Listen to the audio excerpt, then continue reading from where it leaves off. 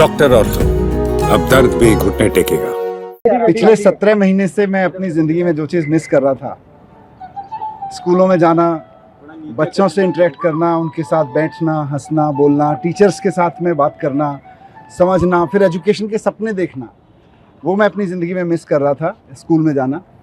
तो आज मुझे बहुत खुशी है कि भगवान ने मुझे फिर से मौका दिया और मैं वापस स्कूलों में आया हूँ, बच्चों के बीच में आया हूँ।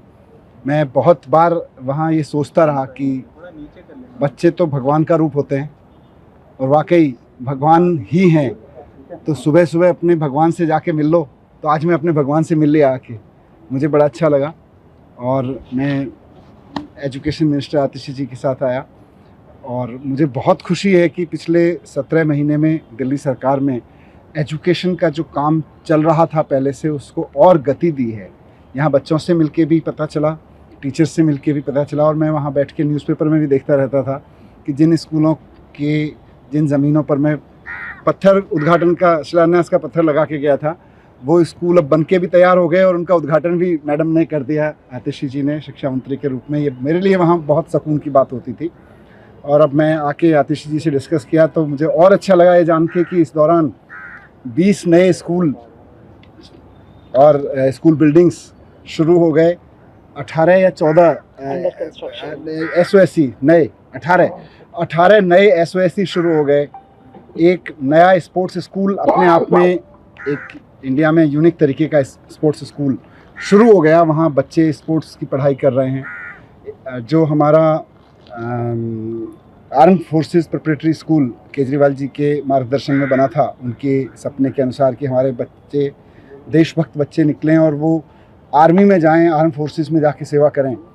तो मुझे बहुत खुशी हुई ये जान के कि आर्म फोर्सेस प्रिपरेटरी स्कूल के पहले बैच में, जिसमें 64 बच्चे थे 12वीं क्लास में, उसमें से 32 NDA में क्वालिफाई हुए पहले टेस्ट्स में, और उसमें से 8 फाइनली जाके NDA क्रॉस करके सेकंड लेफ्टिनेंट बन रहे हैं अब। तो 64 बच्चों में के पहले बैच में 64 बच्चों के पहले बैच में से 8 बच्चे दिल्ली के सरकारी स्कूल से सीधे जाके NDA क्रॉस करके सेकंड लेफ्टिनेंट बन रहे हैं। आई थिंक इतना तो देश के किसी स्कूल से अब तक नहीं होगा, किसी एक स्कूल से।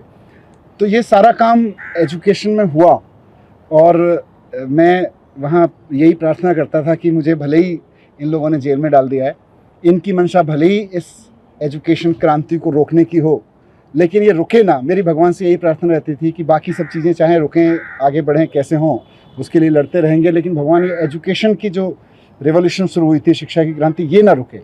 और ये रुकी नहीं। ये यहाँ के भी मैं देख रहा हूँ, मेरे लिए पर्सनली बहुत एनर्जाइजिंग है सारी चीज़ें। लेकिन बीच बीच में मैं अखबारों में देखता रहता था, खबरों में पढ़ता रहता था कि शिक्षा क्रांति रुकी नहीं है, बल्कि बहुत तेज़ी से आगे बढ़ रही है दिल्ली। डॉक्टर और तो अब दर्द भी घुटने टेकेगा।